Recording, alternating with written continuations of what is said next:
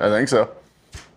Welcome to Fish Talk Live's pregame show. Hey, what's up? It's Capt Marrio. Hey, how you doing? We're here pre-gaming it. Want you guys to like, follow, share, and do whatever we have to do to get this thing rolling. Yeah. Just getting some time put in to allow everybody to get checked in, say hi, hello. If you all had any good fish pics or scallop pictures, hopefully you all sent them in because I want to see them tonight.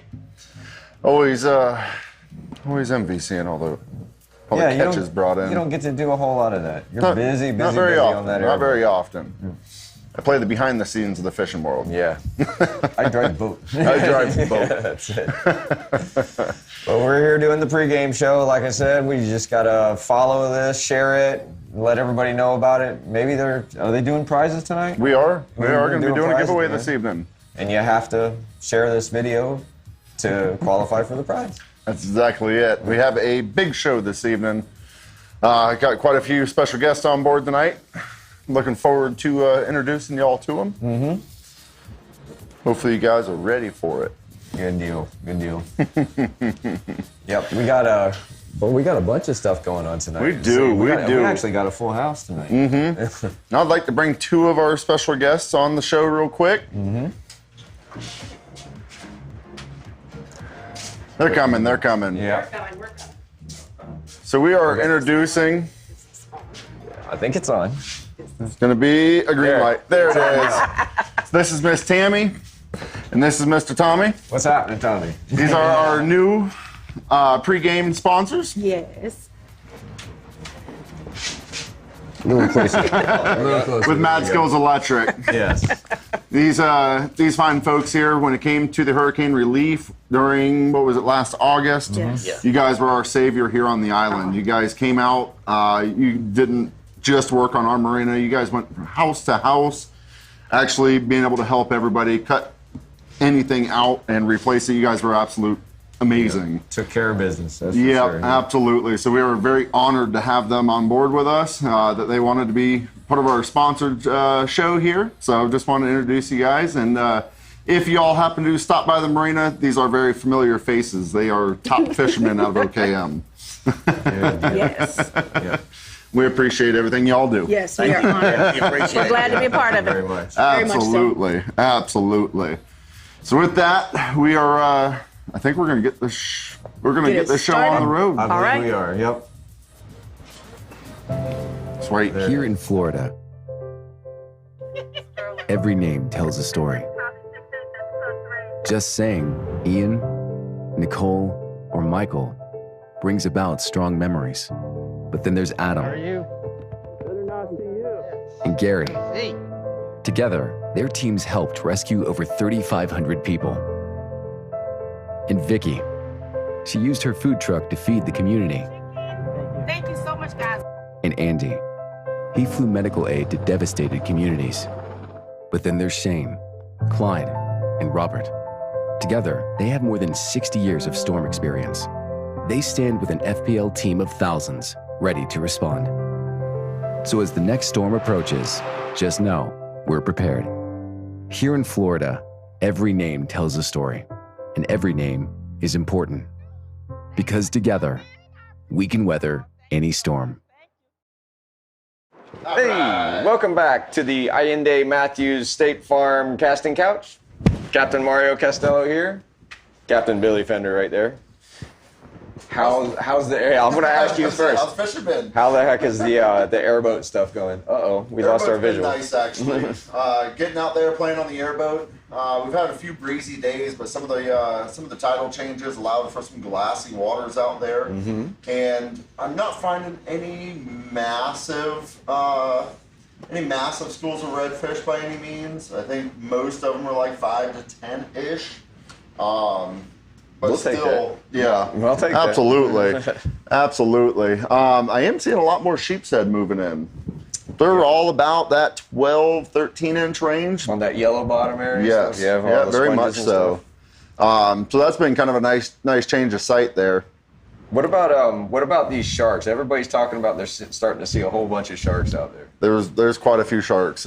Most common I'm seeing, it looks to be lemon sharks, but I do see quite a few black tips moving around out there. The Atlantic sharpnose. There's not the most comforting to see, but it's nice to know we're not on the menu. Yeah, they're still in the shallow water, nowhere near the scalloping areas. And, Yeah. we've run into quite a few of them. Just today, we ended up actually landing one because it was bothering us. It was just kept swimming around the boat, and What species was it? It was a lemon. Was it a lemon? About an 80, 90-pound lemon shark. So That's I a already good had one. one rigged up with a big rig, and we put the biggest pinfish we had on it. And didn't take but about 20 seconds. And It's amazing how fast they react to some movement down there. it's a good way to burn some time up because they take almost a half an hour on light tackle to reel in. So That's a fight and a half. I think the largest I've seen in the past 2 weeks was probably about 8 foot or so.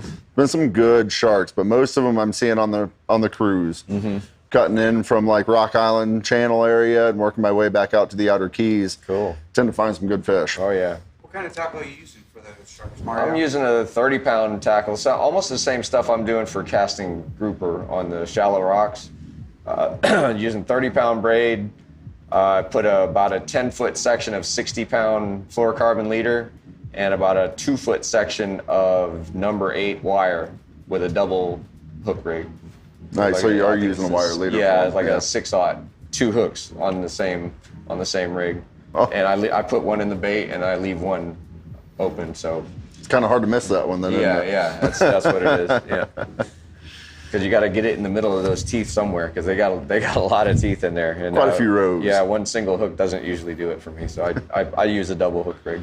Nice. How's the rest of the fishing been? Redfish, snook, anything else being caught out there? We're seeing a lot of snook. We haven't been landing a lot of snook, but Okay. we saw a school of snook today, probably 15 to 20 fish in all the normal places right there on the islands. These were sitting off the islands probably about 10, 15 feet. They weren't right up against the trees. Nice. About the middle of the tide, and they're always facing up current. They weren't moving around a whole lot, so they were kind of sitting still, but they're there. I'm sure if we wanted to catch snook, we'd throw artificials or even some live pinfish. We probably could have got a rise out of them, but Right. they were interested in meat today. So, but the redfish are all in the same normal summertime patterns. We're getting on just about every island that out in the Keys, out in the St. Martin Keys. We're also seeing them out on the creek mouths and river mouths too, like right there at the end of the St. Martin's River. Right. We're just seeing them right along the edges, wherever there's mullet. Now, is there a more productive time of day, or incoming tide versus outgoing tide? You're looking at 7 a.m. or I like incoming tide specifically for redfish. Some people like the outgoing. As long as we got good moving water and your boat's capable of running really shallow, you can fish that outgoing all the way till it bottoms out. But me personally, I like the incoming tide much better. It just seems to bring cleaner water in. It moves the mullet around quite a bit. It moves the bait around quite a bit. It just seems to be easier to catch them on the incoming. And it's any part of the incoming, whether it's the very beginning or the very end, as long as it continues to move. As hot as it's been, do you think with that incoming tide that tide coming from the depth, it's actually bringing any cooler water per se? Or is it still pretty hot out there? It's possible, but it's not going to be a noticeable difference. If you're studying your electronics, you might see a 0.5 or a 0.6 degree change, but I don't think it's going to be anything measurable. Yeah. Yeah. You know, something else I saw that was pretty cool. Cutting across one of the deeper pockets in the channel. I have never seen so many leopard gar. There had to have been, I'd say, 150 or so. Nobody over 2 feet in length, but they were stacked probably 15 layers. Wow. That was pretty cool. I don't know if they're going through a spawn right now, but something different that I haven't really seen in a long time. I find gar, you know, here and there, but not stacked on top of each other like that. So that was kind of cool. We have seen a few. It was earlier in the year when it was still cool. I did see, there was a couple weeks where we were seeing them in the same place over and over and over again, and it's always on that drop off near the channels. So maybe it's a thing. Maybe it's going to be a thing. Hey, you never know. They put up a good fight and got a good pair of shears that taste good. Oh yeah, definitely. Definitely not the easiest thing to clean. Yep. Yeah, just the redfish thing's been pretty good. Like today, we were catching. We started at 9 o'clock this morning.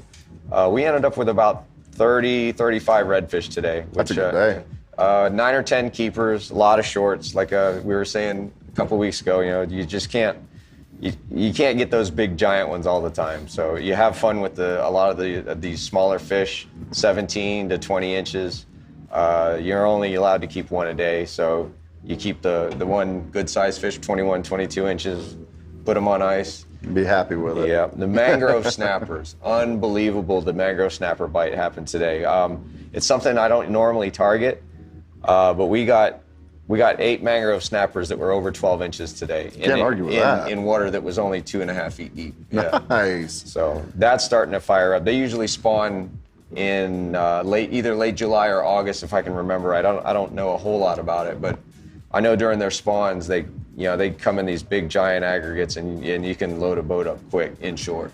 That's awesome. Yeah, I saw Captain Justin brought in a couple the other day, so it's nice to see. Yeah. Well, it's going to be a good year. Yeah, very much so. Well, you got anything else for us?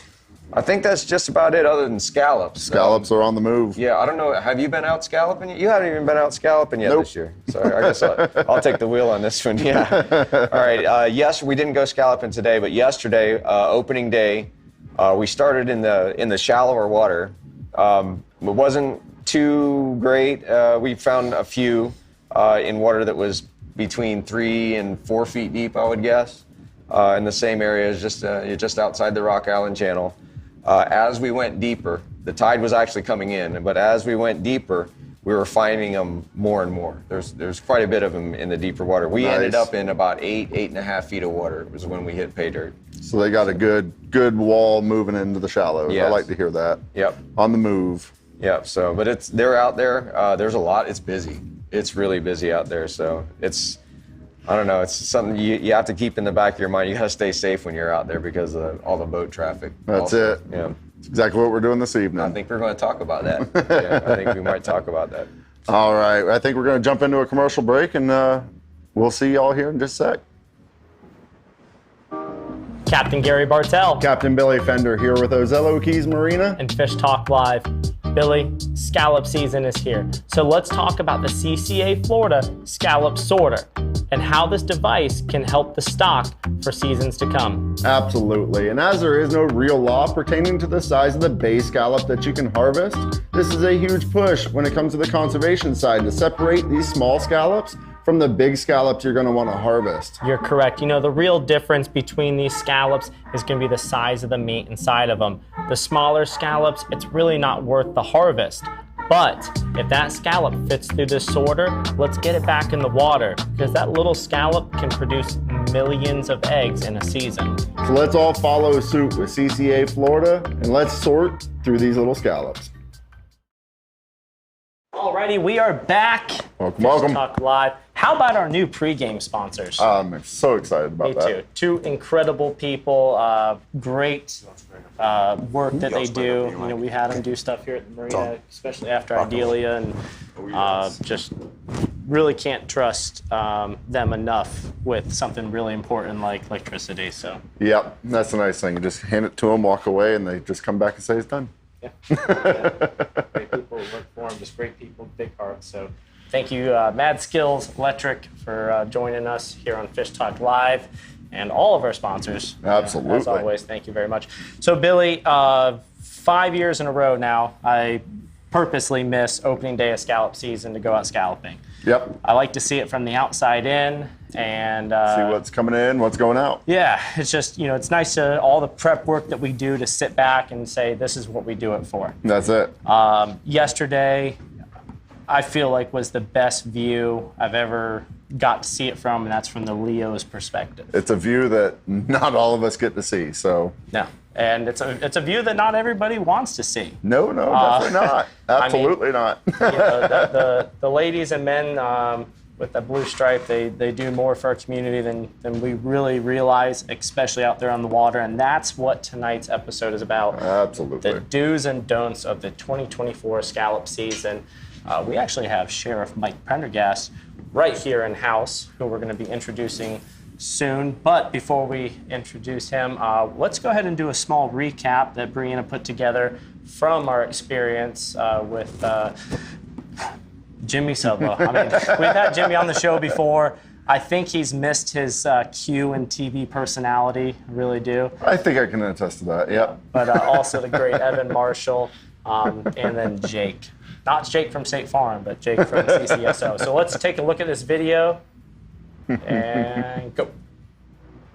Today we were out on the 34-foot Sea Arc Dauntless, the brand new addition to the Citrus County Sheriff's Office fleet. Had the privilege to be out with Evan and Jimmy today, guys. That was awesome. Thank you all very much. Yes, sir. Yes, sir. We did a lot of education, I feel like.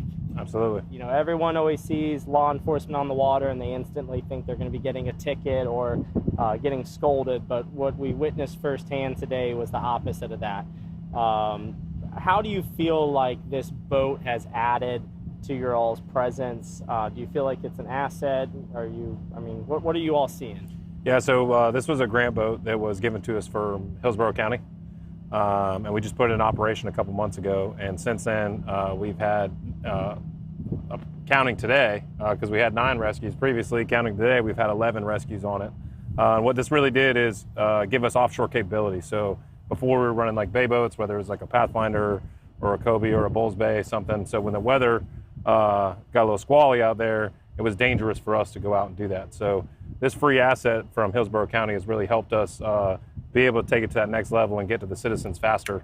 Because sometimes like Coast Guard or FWC might not be in the right place at the right time, and we may be the closest, including today. So you'll see on the show, we had one today where we were able to arrive and help 2 people get back to shore. Absolutely. And, a big misperception about offshore. What we saw today was over there by what was that channel called? The intake canal. Intake canal. The intake canal. Heavy waves, strong wind, strong current, but that boater was wedged up on those rocks. Yeah, on rocks. Bump on, all stations, all stations, all stations. Roger, the position for the vessel taking on water is 2D, 56.617 north, right 082, 46.35. I'm going to have you throw them a life ring off the front, let them grab a hold of it, and you can walk them right to the door. You know what I'm saying?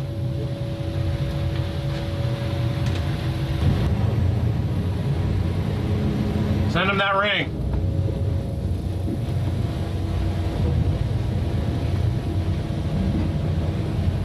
I'm gonna kill that motor when we get He's him to the coming right now. He has the life or the life thing. Is he okay? He's good. Are you okay? Yeah. A bay boat or your typical aluminum, skiff, just out of dangerous situation for you guys. So Yeah, it wouldn't have the power to get to them. exactly. Would have extended our response at least by a half hour. Jimmy, I've seen you out there at the Scallop grounds year after year now, and the dive flag issue has always been a big issue on both sides. And from what I saw, cruising in there, people could see this boat for miles, and it's not because somebody is purposely not putting their dive flag up. They might forget it. Well, this reminds them. Right? Yes.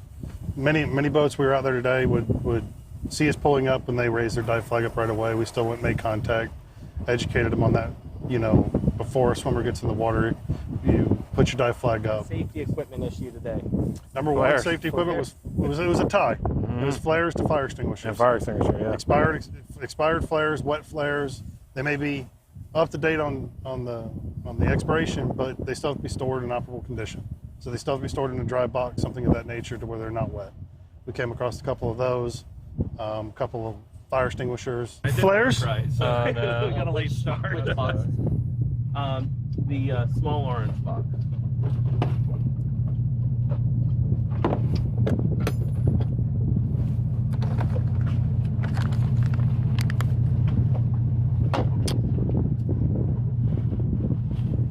Okay, he's expired this month.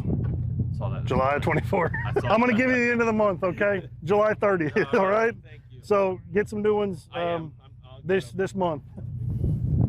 Give me one more second. I'm going to get y'all a safety inspection sticker, which means you guys have been boarded and inspected this year, okay?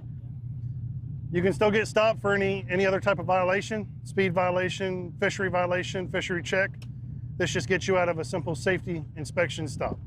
We educated, we enforced, they understood. When you got on board our boat, what's the first thing we did with you did guys? Safety briefing. We had a safety briefing. We told y'all where the flares were, where the life rafts were, life jackets, the basic operation of the boat. If something happened to Evan and I, you had an idea of where all the buttons were, where all the safety gear was. Make a plan, have your stuff in one spot, let your wife, kids, or your husband know where that stuff is, and train them how to use it, because if the captain becomes disabled, they need to be able to drive the boat, use the flares, don a life jacket, and call for help on the VHF radio or cell phone. Opening day of scallop season, and I can honestly say thank you guys for everything. Absolutely. That you Thank are you, doing, Gary. continuing doing. We've all noticed a lot larger of a presence, a more professional presence out there. It's been, but when you guys, when an agency has two men like you all on that, leading that, it goes a long way. So thank you guys. Appreciate it, It's a Gary. whole team of guys too, man. There's other guys that are out there. You got Corporal Seidenstucker, Deputy Fisher, Deputy Began, Deputy Crosno, Charlie Adolph in the city. Like, those guys are out there every day, so they're putting in the time, man. Partners with Coast Guard and FWC. Yeah, Yep. and towboat. And Towboat, sea Sea-Tow, Yeah. it's all one big That's a big thing joint about, like, partnership. on the road as a deputy, you may always have backup, right? Other deputy sheriffs. Out here, you got to rely on your partners, whether it's Sea-Tow, towboat, fishing guides. Down at Homosassa, we have airboat guides. We have fishing guides that we rely on for missing persons. So that community of boaters is what helps us save these people. And it's a strong community too. Absolutely. Well, cool. Well, let's have a great rest of the scallop season and stay safe out there. Thank you. Thank you all again. Thank you, Gary. So that was our day. It was intense, Billy. Had to be pretty wild seeing it from the opposite side. One set. There we go. All right. But you know what? They just everything from the pulling those two guys out of the water, making sure that the boats that were sinking yesterday, making sure that everyone was safe, the safety equipment checks. Evan, Jake, Jimmy, they were just so dang professional, personable. It's the type of law enforcement that you want to, pull you over. Absolutely. Absolutely. When you can actually have a good conversation with great people and make sure that your equipment is up to par is always a nice thing. But tonight, we have the man that is making the calls, the man that's putting all these new procedures into place to ensure boater safety out there and just countywide safety. Someone that I admire very greatly on the show with us. But before we bring Sheriff Mike Pendergast on, I want to be very clear. Any political stuff that's not related to what we're talking about, the do's and the don'ts and marine safety, you can either keep it to yourself. If you want to comment about it, just know that I'm personally going to reply, but we're not getting into politics. It's about one thing. It's about keeping boater safety in check. So that being said, Sheriff Mike Pendergast, ladies and gentlemen, my man, thank you for joining us. Yeah, absolutely. Appreciate you You're in joining the middle. us. You're in the middle. All right. So, Sheriff, that was an incredible opportunity. You put that together for us. Thank you. It was something that I feel like our everyday anglers, our guides, Billy especially, needs to see that it's not just people with the blue lights pulling you over to give you tickets. They want to make sure that we're safe. Well, absolutely. When we come here, we have one of the most beautiful locations in the entire state of Florida to go out and spend a day out on the water and enjoy all of the amazing amenities that living in a place that's got 7 natural rivers with all these springs that feed in there. And then how about St. Martin's Key, too, that beautiful place out there. And, of course, yesterday being the very first day of the scallop season for 2024, what a special day to be out on the water. Got a little brisk at times out there. We had a little bit of rain. And as we saw in that one video where that, I think it was a 21-foot sea fox, crashed into the rocks over by the barge canal, a lot of those things that we saw yesterday were completely preventable. Yeah. Like that grandmother that was out 3+ miles offshore with her granddaughter in a boat. Not only were they very dangerously operating that vessel and doing some things in the water with nobody actually keeping tabs on what the boat was doing, but when they did get back in there, they had an expired fire extinguisher. Comfortable. They had 6-year-old expired flares, and according to Jimmy, that's not the record, but it was certainly the record for the 2024 season to get out there and see flares that expired 6 years ago. And, common sense things sometimes when you get out on the water, if you've got all of those tools with you, you can save someone's life, and the life you save may actually be your own. So we absolutely want to make sure that you've got a pre-deployment checklist for every time you pull your boat out, get it ready to go out and launch it from one of our great marinas here. Or if you've got a boat sitting on a lift, like we had one gentleman yesterday that had a mishap out on the water, and as you were telling me earlier, a 12-foot gash under the hull of his boat last night whenever he got it back to the marina. All of those things are preventable, and you have to have a float plan. You have to make sure that your float plan is logical based upon the weather conditions as well as the tide conditions. And we know we had that tide running out yesterday, and it was screaming when we went out on the water. So all of those things are essential to have a good, fun time on the water, to get back home safely, and then to get back out the very next day and do it all over again. And this is looking like it's going to be an amazing scallop season this year. It is. There's a lot of scallops out there. It's going to bring a lot more people. I mean, we were fortunate this year to have scallops the opening day fall on a Monday. And the weather that we had, there was water spouts out there. There were. We actually, when we were out there, I said, hey, I think that's another water spout out over there about 5 or 6 miles out to the west of us yesterday. But, we're fortunate to have it fall on a Monday so that everyone can kind of adjust and get ready for kind of ease into the season. Yeah, but as we were talking earlier, there's probably 1,000 boats out on the water whenever you get to the scallops grounds yesterday, and you just look around and you go, holy mackerel. On a Monday. On a Monday before 4th of July, and to see that many boats that far out there. And everybody was having a pretty good time, and everything was rocking and rolling pretty safely as well. I was impressed. I would have to say that was the cleanest opening day that I've ever seen in history here. You can't really appreciate it until you see it for yourself, and that's why we want to encourage a lot of folks to come up here, enjoy what we've got in Citrus County, and tell your friends about it. Be respectful of our great wildlife and natural amenities that we've got. And then, you know what? Come back again next year. Come back again next month, as a matter of fact, and enjoy some of those things. But you guys have done such an incredible job on your social media page on Citrus County Sheriff's Office, informing everyone about die flags leading up to yesterday. That's been my biggest pet peeve is die flags. Oh, absolutely. I see it all the time. My favorite part, and this is what I really wanted to see, is that new Dauntless that you guys got, which we're going to get into that because that story is really cool, Billy. Wait till you hear how the Citrus County Sheriff's Office got that incredible boat. But it's like this big, giant warning and reminder for people to put up their die flags. 99.9% of the divers out there scalloping, it's not that they're purposely not putting them up. It's not that they even forgot them. It's that they forgot to put it up.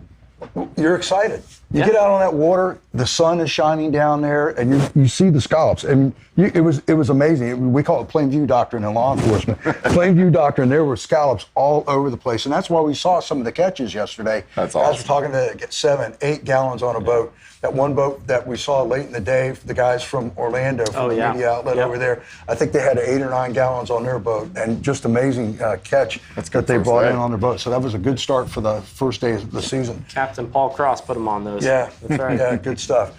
But the other thing that we want to remind folks is that safety is everybody's responsibility. And again, I'm not picking on the grandmother because I've got grandkids at home too, but she's got to set the example for that young girl that was on the boat with her granddaughter, so that when her granddaughter goes out and uses a boat, have all of the proper safety equipment that's required to have to operate that vessel on board, and that every bit of it is serviceable, completely functional. Because when you need it and you're 3 miles offshore, it's too late. You're right. That fire extinguisher, if she would have had a fire on that boat, that one guy had 40 some odd gallons of gas on his boat. If he would have had a fire, it would have been all over, and all of those people on that boat would have been injured, and several of them probably would have been fatalities. You're absolutely correct. A lot of different stuff that not just can only prevent it, but save your butt in a situation. One thing I noticed, and actually I'm going to leave this for the tackle table talk, but is the flares. And I'm excited to hear you and Billy go over the do's and the don'ts of flares, because there was one boat yesterday. Well, there was a tandem, remember? There was a jet ski on the back of it there. And we were like, okay, well, let's see what's going on with that boat. But those flares expired that month, or in July. This month. That was the closest expiration date. Talk about riding the line. But one package of them was soaking wet, too. Yeah, you're right. Absolutely correct. It had been submerged because they didn't put it in a dry box whenever they put it on the boat. So 32 foot, right? Or 34? 34 foot. 34 foot Sea Arc Dauntless. Yep. Tell us a story on how you were able to get that boat for our community. Well, we have wanted for a very long time to expand our marine unit because we have so many tourists that come here. We're still waiting on the data for the 2023 calendar year to come out for the tourism that came here. But according to some data that the mayor of Crystal River showed me back in January, we had over 900,000 people in 2022 come to Crystal River alone. Just to Crystal River. Wow. And then we had another 800,000 or so come to our community and branch out all over Citrus County. Well, a lot of those folks went out into the Gulf of Mexico. They hit our springs. They enjoyed everything that's out there in this county. 24% of our county is a body of water between the lakes, the rivers, the streams, the ponds, and of course our great Gulf of Mexico waters that we've got over to our west coast. So for years we've been trying to expand that unit, and unfortunately we've just not had the budget wherewithal to do it. We've done a couple of things on the margins.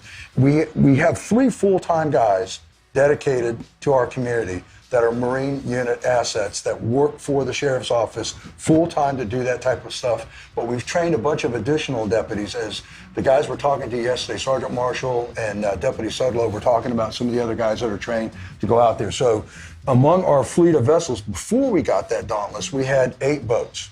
Okay, we had 3 fiberglass boats for the whole county. For the whole county, 3 fiberglass boats to cover things that we've really worked on to keep them out there. We've repowered a couple of the fiberglass boats to make sure they're still functional. The hulls are great; they'll last probably forever. One's a Pathfinder, and one's a Cobia, and they're going to last a long time.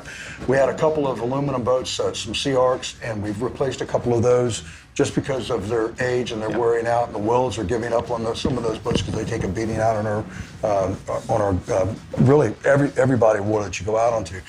Our airboat was made in 2002. It still works, but one of these days it's gonna die on us, and so we've got to get around one of these days when we find a little bit of money to go out and get a new airboat. And then we've got a couple Go Devils as well, because we learned after Hurricane Hermine that having a couple Go Devils is probably not a bad idea to get out there and get into some of these areas on the west side of the county and do some high water rescues when people don't evacuate. And I know a lot of people didn't evacuate here after Idalia because I flew over with the pilots and the helicopters. I don't know what you're talking about. Yeah, but I get it. I'm a 6th generation cracker myself, and I get it, and it's hard to leave home, but. We do that because we don't have enough assets to go out and rescue people when the snakes are there at their front door trying to come in and the alligators are knocking on the door and wanting to come in. But so when we had an opportunity last summer, right before the end of hurricane season, to talk to Sheriff Chronister down in Hillsborough County. And he said to me, hey, we've got this boat that we're replacing with 2 brand new boats through a grant. Would you all like to have it and put it into use up in Citrus County? He says, I've seen some of your rescues that you guys go many miles out in the Gulf of Mexico in a boat that wasn't made for high water like that you guys, and it's 4 to 6 foot seas. He said, yeah, it's not the safest thing to do, but when someone's dying or about to die, we want to try and save their life if we possibly can. Yeah. So coincidentally, the night before the tornado back in October last year, we did not have the boat in our possession. And our guys went 15 plus miles out into the Gulf of Mexico to rescue 2 boaters in a stranded vessel. And the seas were about 6 foot. And we had the biggest boat that we could put out there to go out and try and rescue them, because FWC wasn't available and the Coast Guard wasn't available. So a couple of our deputies braved those elements and went out and rescued those souls and brought them back to shore. So with a great sense of urgency, Sheriff Chronister said, Mike, we want you to have this boat. It's a little old. It's a 2005, but really? It's 20 years old. Wow. Okay, but the motors and the outdrives were just rebuilt a couple of years ago. And if you guys want it, and remember, it's a regional asset because we got it through a grant program, you can use it until you run the legs off of it. And so we got the boat. We did a little bit of work on it and put a couple of things in there, and through a great grant opportunity from one of our partners here. And I got to throw a huge shout out to Withlacoochee River Electric. Those guys were amazing to give us a grant to help us buy some new radios and safety equipment to put on that boat. So we got the boat for free. We got the wrap job paid for through the grant opportunity. We got some new radios and got all the marine safety equipment on there. We got a few more things we want to do on it, but for zero cost to the taxpayers of our community, we have a vessel now that has saved 9 lives in 1 weekend and 2 additional lives already since we put it into full operation. Remember that it was about, I think it was the early part of April when we had a real bad storm system come through. And we had an overturned vessel about 18 miles out. I think it was an older Sea Fox or something. No, it might not have been a Sea Fox. It was about 18 miles out. 2 people on it from. Okay. Yep. It was 18 miles offshore from Levy County. They should have known better because they're not. This is not like new to them that we have these storms that come up. 4 to 6 foot seas, occasional 8 foot waves. And some of our guys took that Dauntless out and rescued those guys and brought them back to shore. And less than 6 hours later, we got another call because there was a boat taking on water from Polk County with 7 souls on board. Wow. And that boat later actually sunk out in the Gulf of Mexico and had to be recovered by Sea Tow because it got swamped and the engine died and once you get all that water inside on the electronics and everything, there's nothing you can do to save yourself. Thankfully, though, they did have an EPIRB on that vessel, and when they notified folks, Coast Guard said, we can't get to them for X amount of time. FWC said, we can't get to them for X amount of time. But we launched the Dauntless, and we got out there right away, and we saved 7 more souls. So 9 lives were saved in a matter of 6 or so hours on a Saturday afternoon, while everybody else was probably enjoying, a little bit of baseball, a little bit of family time right before Easter weekend. Wow. And those people have stories to tell now to their children and their grandchildren well into the future about why it's important you have safety equipment, you have redundancy in your safety systems on your boat so that when your life depends on it, you can activate it, save your life, and save the people that you brought out there with you on the boat. Absolutely. To get them back to shore. Oh, yeah. We saw it firsthand yesterday. The Coast Guard was calling for local help. Yeah. Yeah, we had a couple of times, and we heard a couple calls for all the way down in Pinellas County because the Coast Guard was out of Schlitz, all the way down there in Pinellas County. They were looking for folks to go down there and go, man, that's a long cruise. That's a hike. That's a hike for us to get down there and try to help them out. That's what Evan and Jimmy were saying, is that boat, because of the height from it, can reach Mobile, Alabama. Yeah. Oh, wow, through radio? Yeah. Wow, that's pretty cool. Yeah. Speaking of safety, a lot of people come from out of state just to Scallop. Oh, absolutely. Is there a website that they can go to verify that their state has the same requirements for their safety gear? And is there a way that they can set up maybe a safety inspection here locally? So we do safety inspections on the water. In fact, a lot of these vessels we boarded yesterday, we did hand out one safety inspection sticker because that one boat that we did board down there by the river at the buffer, when we were talking to those guys there, they had everything that they needed on their boat. And so we gave them the safety inspection, so they're good, and they displayed that on their vessel, and we're good to go. All those other boats didn't have all their safety equipment on it. Yeah. But, you know, you can go to My FWC. There's a lot of information on My FWC, but the Coast Guard requirements are universal in the United States. Really? Yes, they're universal. So whatever they say the Coast Guard requirement is, that's universal. Now, some states may have a few additional requirements that are out there, depending, like especially the northern tier states, they might have some additional requirements that are out there that the local fisheries management folks or the folks who license vessels to be operated in those colder climates might have. But all of those things are universal. The signaling device, the flare, the horn or whistle, having the personal flotation devices that are required by law for the number of folks on the vessel, having the throwable device, all of those things transcend state lines. You know, it's the common sense factor. If you're going to drag a boat from 500 or 600 miles away and put it in the water here, you might want to check the local conditions. Make sure you know somebody who knows where are the rocks out there once you get offshore from Crystal River or out of Homosassa. You know, why do I need to watch out for Hell's Gate at any tide, but especially at low tide, and how to navigate that waterway that's very treacherous? There's a reason it's called Hell's Gate. I was going to say, I can't imagine why it was named that. And in a follow-on question, where does the jurisdiction change between the Sheriff's Office and FWC? You know, same. I see. We have the same jurisdiction. So we're going to go, and we work shoulder to shoulder with our state partners and our federal partners, because you never know who's going to have the closest available assets to go out and effect the rescue. We had a lot of boats on the water yesterday.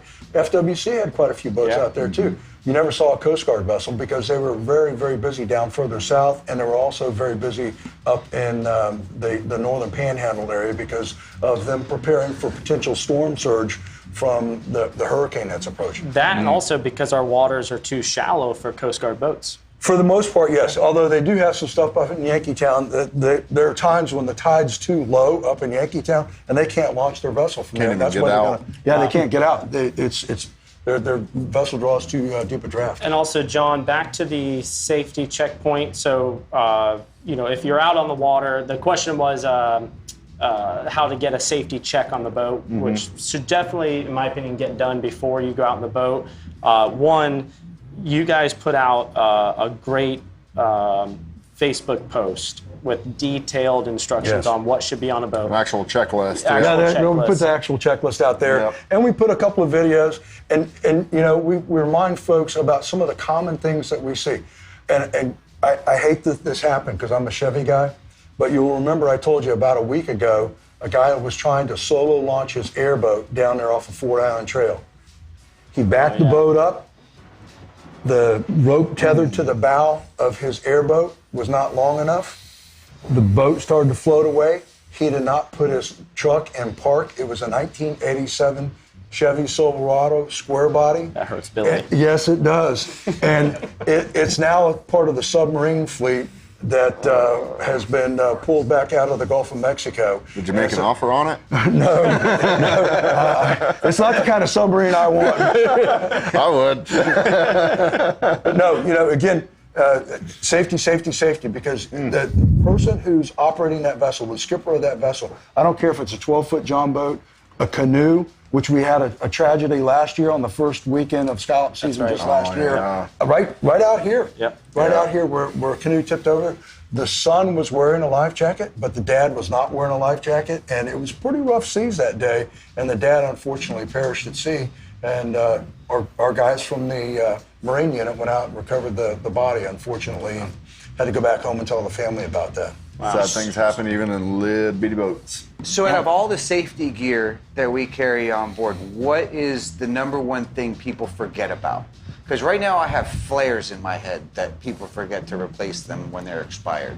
Well, so the common sense thing on the flares is look at the expiration date and make sure that they're good, and make sure that you've got them in a dry box so that they're stored properly, so that when you actually need them, you can activate those flares, whether it's a gun or the actual handheld flare, and they'll actually do what they're supposed to work. do. And the other thing is, too, the fire extinguisher.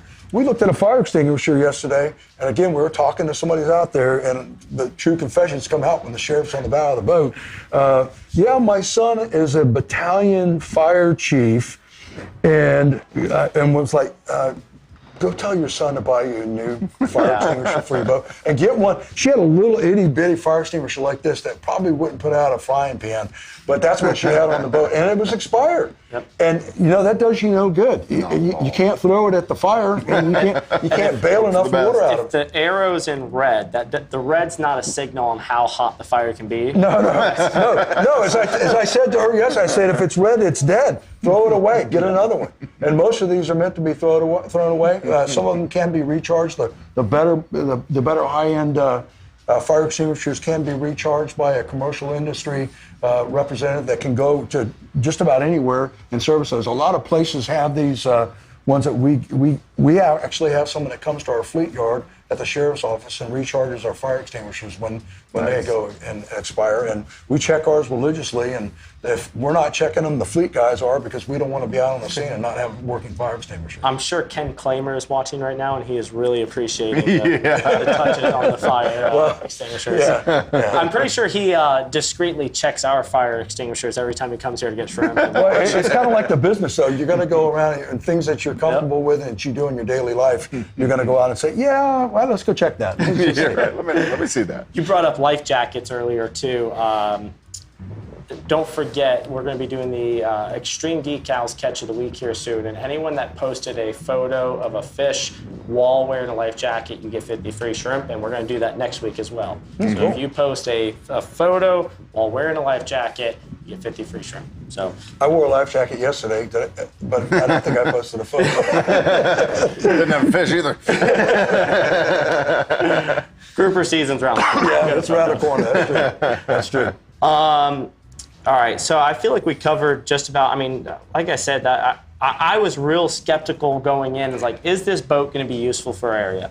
And I can confidently say that even if you were to only use it the 2.5 months of scallop season, hell yes. Yeah. Even if it was just used for what you guys have into it, next to nothing, it was my favorite part, Billy. I don't know if I told you this or not, but I'm a stickler on dye flags, and I'm sitting there in the what are they called? Binoculars. I'm looking for Marrio. I know he doesn't have his dye flag. But I'm in the binoculars, and I can see people like looking, seeing that big boat, and they say, "Oh crap!" And they put the dye flag up. They just need a little reminder. Yeah, that's it. Yeah, it's a very unsubtle reminder because that big American flag on the side of it. And that's the whole point. And we talked about what do we want to put on it? Do we want to do subdued decals or do something that really gets people's attention?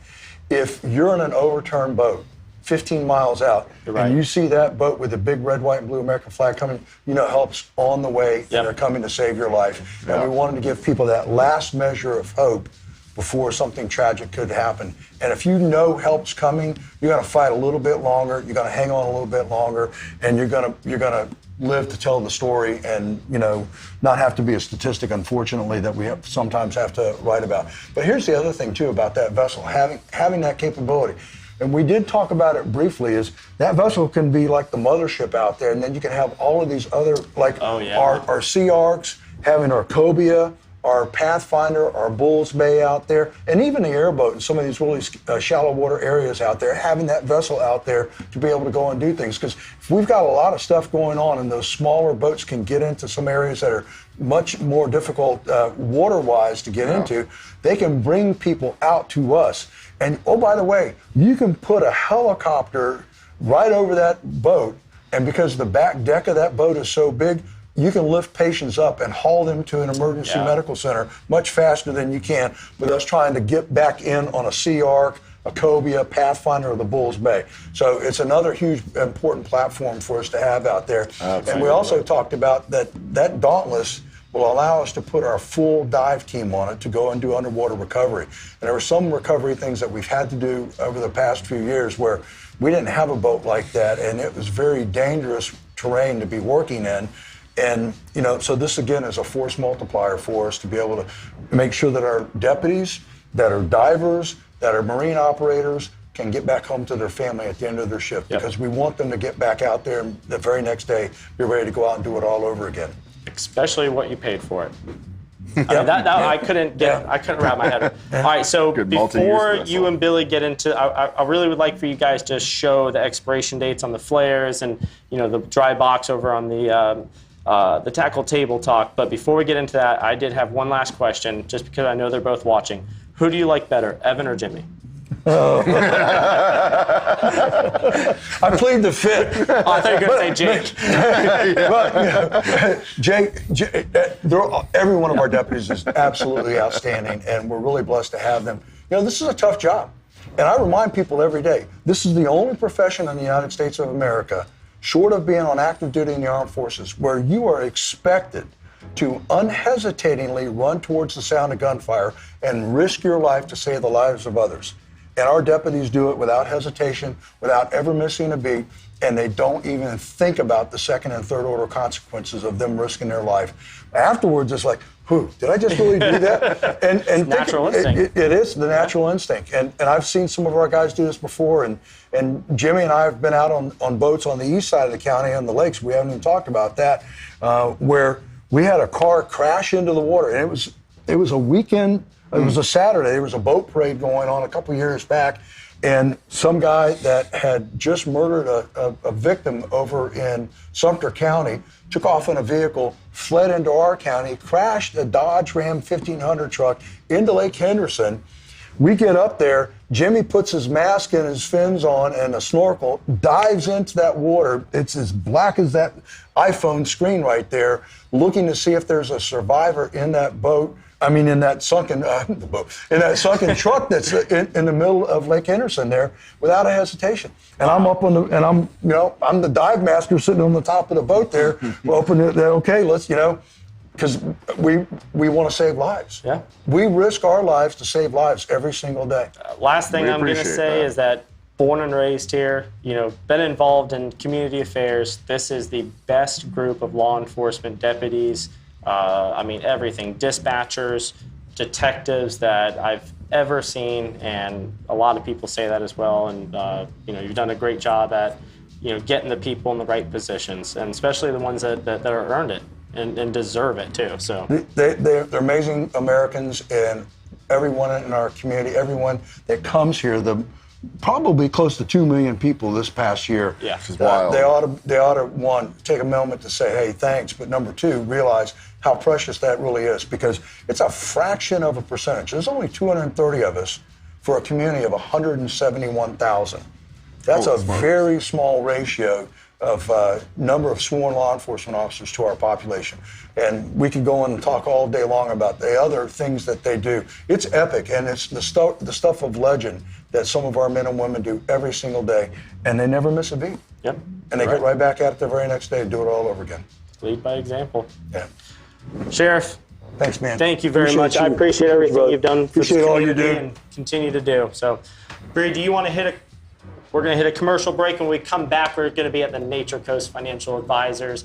Billy is going to actually set a flare off. Yeah. We soaked it in water to see if it worked, so fingers crossed. All right, Billy. Is your insurance good there, Bree? It was her idea. We'll be right back. It's the moment when everything is on the line and precision, power, and control make all the difference. A moment over 20 years in the making, anchored on loyalty, trust, and support that goes beyond all expectations. A relentless pursuit of perfection. All born from a revolutionary idea to help you rule the water. Power Pole. How y'all doing? Welcome to the Nature Coast Financial Advisors Tackle Table Talk. I am here with Sheriff Pendergast. Hey, man. Thank you very much for joining us this evening. We're going to go over some of the safety equipment, do's, don'ts, and what to expect out of your equipment on how they work. So, 2 sets of flares here. One is a little on the out-of-date side. Where do you typically find your dates on most of your flares? Most of them are on the packaging on the external because you want to keep them dry and inside the package. And you normally have to flip them around and kind of locate the expiration date. But also, you sometimes have to flip the flare and look at it and read what's on the actual flare itself. Nice that they leave some clear package in there so you can actually see into it. Exactly. When it comes to flares, do you prefer these handhelds or do you like the ones that actually shoot? I like the handhelds because they last a little bit longer. Okay. The bad thing about it is, though, that you can't get them very high into the air. Start throwing them? Yeah. and, you know, once they get wet, then that's all problematic. So you can look at the manufacturer date and the expiration date right on these right here. And you almost need a pair of reading glasses to print so small. Yep, so these ones are August 22. Yep. Found in the shop. Yeah. Not for sale, though, right? No, not for sale. Nope, those are ones we took off the boat a while ago. When it comes to noise-making devices, what styles of noise-making devices would you recommend to see on the boats? So, number one, most vessels that are, you know, other than like a John boat, already have something built into the vessel. A little horn of some sort? There's a horn that's right up there on the console where all your controls are, but also having a small air horn like this to be able to signal. It's not for a party horn. It's actually to use to save your life. But another thing that I do on any boat that I've ever owned is I put a whistle on every life jacket on my boat. And the reason I put a whistle is so that if somebody gets separated from the boat and they've been out doing things, but they've got their life jacket on, they've got that whistle with them. And that one little signaling device, $2.97 at just about any place that sells marine supplies. You can get it, and you know it's an ounce of prevention that's going to save somebody's life. Especially some of these scallopers that get out there, and you know they might say, hey, I got a life jacket floating around out here. I'll put that on, and oh, by the way, I got a whistle attached to it. And then a lot of divers put whistles on their buoyancy compensator vests too. It's a good idea. I mean, even once the whistle gets wet, it's still a usable noise-making device. Absolutely. Where the air horns themselves, you only got so much time to play with that. Well, too, these are compressed air. They're going to lose air, and so you want to make sure that these are functional. They don't have rust around the rim. That this one's been around for a little while. These also have, they're flammable. So you want to make sure that they are actually going to work whenever you do need it, not like the one that we saw yesterday when we were out about 3 miles offshore. Right. When it comes to a fire extinguisher, I heard you mention something on size-wise. Is something of that size what you would prefer to see on board? Well, what we would prefer to see is a fire extinguisher or multiple fire extinguishers, depending on the size of the vessel and the other things that might be flammable on board the vessel. Some people store these right where the gas tank is. Not the smartest move, guaranteed. In a lot of center console boats, you'll see folks that'll have these sitting in a dry box out of way. Have it near the center console, because that's where the skipper's at, and that's the person who's most responsible for making sure that you put the fire out. But the real big thing is, and I know it's hard to see on the screen, is this right here. Look at that expiration date or the actual expiration symbol. Where if it's green means go, that's a good thing, right? Red means it's dead, don't use it. But you'll also see that sometimes there'll be a seal on there, just like this one right here. The ones we get at the sheriff's office actually have a seal, and it tells you when the expiration of it is. Oh, nice. Even though it may have a charge in it, it's best to replace it whenever time to do that. So you want one that's appropriate to the vessel size. You want one that's going to be maintainable, and then make sure, like we saw in the video earlier with Jimmy and Sergeant Marshall, they were talking about they give everybody that gets on the vessel a safety briefing. Yeah. You know where the life jackets are. You know where the raft is. You know where the fire extinguisher is. You know where the flares are. You even know where the bottle of water is on the back of the deck there so that you can get to it. And all of the other things that control should something happen, you can control the vessel right there from the captain's console so that you can save other people's lives, because in a high-risk situation, you never know what's going to happen. Just like those guys over by the barge canal yesterday. It happens quick when it does, too. It's very fast. Yep, absolutely. Time compresses, and it's very scary when you're out at sea. Absolutely. And what Prendergast was meaning earlier on dry boxes, something very similar to this nature. Be able to keep some of your flares, something that's going to have a good rubber seal in it, So if it does happen to get splashed, tipped over, anything of that nature, all your equipment will be able to stay dry. Of course, your fire extinguisher and all that, you may want a bigger one. What was that, Bree? Oh. Thought I heard something in there. Also, I've also heard on noise-making devices, is technically speaking, a pistol legal to have for a noise-making device? No. Okay, there it is. That's a Billy question. Hey, just asking. No, don't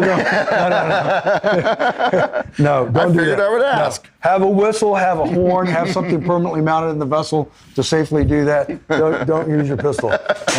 You'd probably get a ticket just because you scared the heck out of the law enforcement officer that came up once. But you know, this dry box is again, if you're on like that 38-foot boat yesterday that ripped out 12 foot of its. Unfortunately, the keel of it. Of the keel, that 12 is I don't know. It's probably still out in the Gulf of Mexico. You guys might actually see it one day floating around out there. Find a chunk of gear case too. Yeah, probably. But you know, having redundancies again on a bigger vessel, you want to have flares in a couple of locations. Make sure you check all of them. Having multiple fire extinguishers. Some larger vessels actually have fire suppression systems built in near the motors. We've got that on our CR. Especially with the inboards, like you're saying. Yeah, like what we've got. Those twin Yanmar diesels are great, but they, things happen. Things happen, especially when you're out at sea. When you least expect it. Billy, a very good safety measure, Florida Marine tracks, especially running around in our area, marking all the rocks. Absolutely. Yeah. The highways and the byways at high and low tide. Yep, Florida Marine tracks or ISLA mapping, that is a very key thing to be able to utilize as far as a tool, because that's going to save you a lot of money and a lot of time when it comes to running aground. Those mapping systems like that, they'll give you lines of where to be able to run and where not to be able to run. Yeah, safely. And a good pair of sunglasses. Oh, yeah. And a good pair of sunglasses is priceless, as we saw yesterday in some of those places when we got a little close to the very shallow rocks that were out there, and we kept watching the depth finder. Said, no, I could clearly see the bottom. That way, go that way. Yeah. Go left. Yeah. Awesome. Well, anything else you would like to touch on as far as seeing on folks' vessels when it comes to safety equipment? Well, there's one other thing that we want to talk about, and I know Gary was talking about it quite a bit yesterday. We were looking at some vessels out on the Scallop grounds that were going way too fast as they were approaching the Scallop grounds. They're not and that's extremely dangerous. We've had folks get run over out there. It's bad enough folks that don't use their kill switch and have that lanyard tied up onto their life jacket when they're operating the vessel. Absolutely. But it's something entirely different when you see some of these large 35, 40-foot boats screaming into the Scallop grounds. And we already know the water's just a couple feet deep. They're screaming in there, and they're not really sure. And, 40, 50 feet off of the bow of that boat, somebody's wearing fins, snorkel, mask. It's dark. You can't hardly see it. And a lot of the folks that we saw yesterday out on the water, they were actually wearing not lighter colored clothes. They were wearing darker shirts and stuff when they were out there, which I didn't really quite understand. It's like, no, you want to be as visible as you possibly can to that approaching vessel. But for folks to encourage them to please slow down out there so that we don't have tragedies that occur out there. And it's bad enough when you've got somebody on the vessel trying to keep an eye on what's going on. But we've seen videos on YouTube on national level news before where folks are clearly not paying attention at the helm of that vessel, and they scream right into another boat of fishermen, and they just keep going. Yeah, it's honestly, getting run over by another vessel scares me more than sharks do out there. 100%. Right. Yeah. There's more statistics for it. Yeah. When you're down there snorkeling, you can hear those outboards for a good distance. Yeah. And to be able to pop up, realize that, okay, he is about, 300 to 400 yards out. I can go back down and feel comfortable about it. But the same sound, he could be literally 100 feet away, and that's a scary thought. And you can't get out of the way. Nope. Not near fast enough. You can't move fast enough. Nope. I saw what a propeller can do to a human, and it is not pretty. Yeah. Definitely. Billy, you want to show what we're giving away tonight? Yeah. So tonight's giveaway. How do you say this, Sheriff? Haktua. We are giving away a Haktua 24 scallop shirt and a nice OKM hat to go with it of your size. This one isn't, if you're a 2X kind of guy or a 1. Hold the shirt up a little higher so you can. It is. Mr. Ferrara, this is for you. Oh, beautiful. So that's what we're going to be giving away this evening. Have you done the secret question? Mario's getting ready to do it. All right. So we're going to turn this over to Mario because he's going to go over the secret question to hopefully you guys answer properly.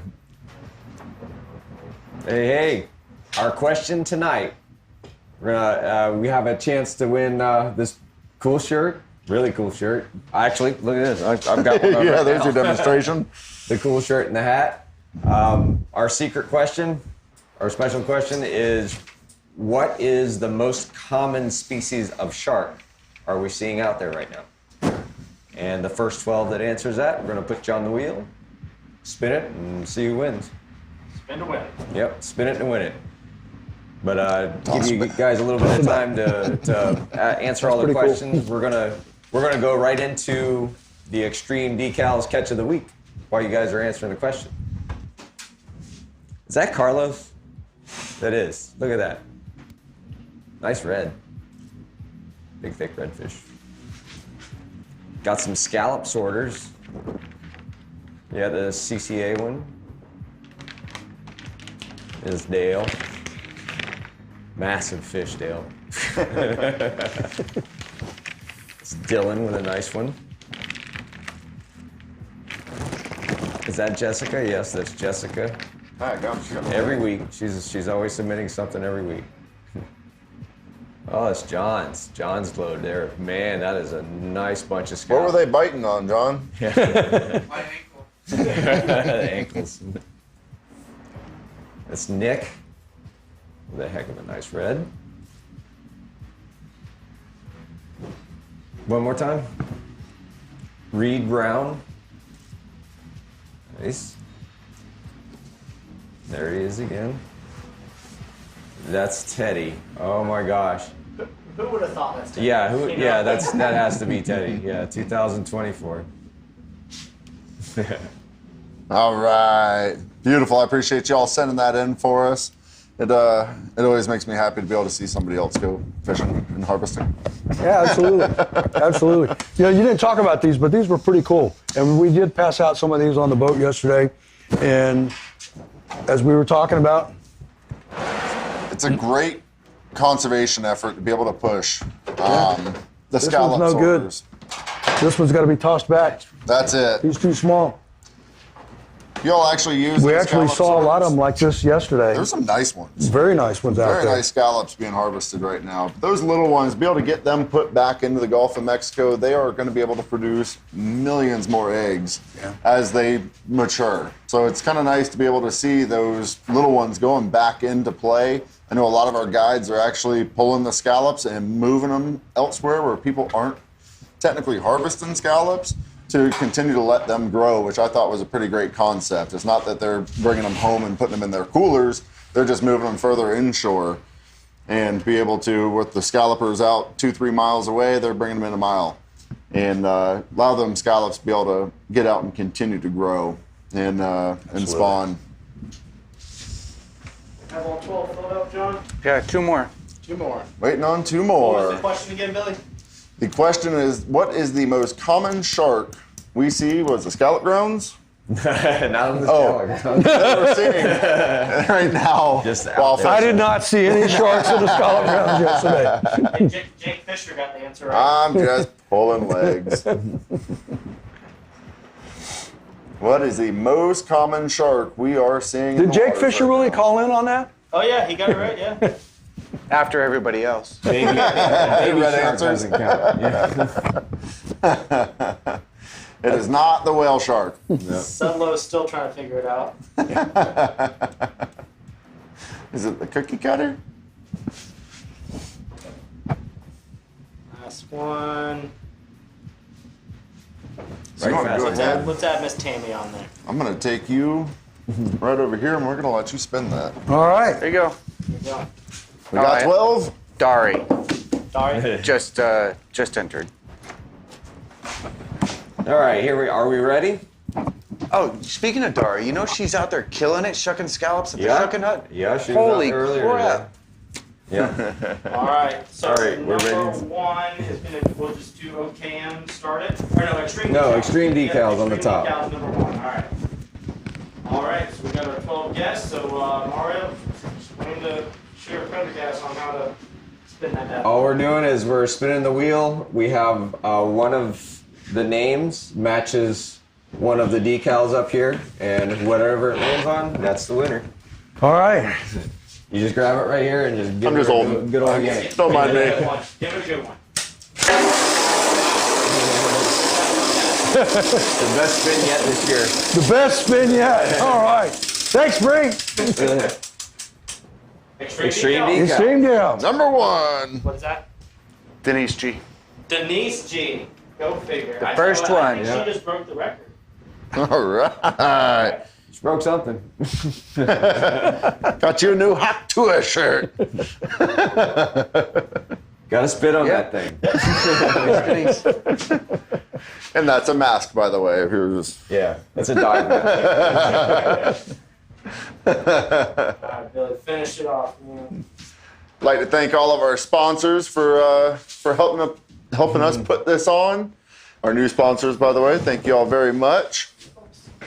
Thank you, Sheriff, for coming aboard with us this evening. Thanks, brother. Absolutely. And look forward to seeing y'all next Tuesday. Thank you. Next Tuesday.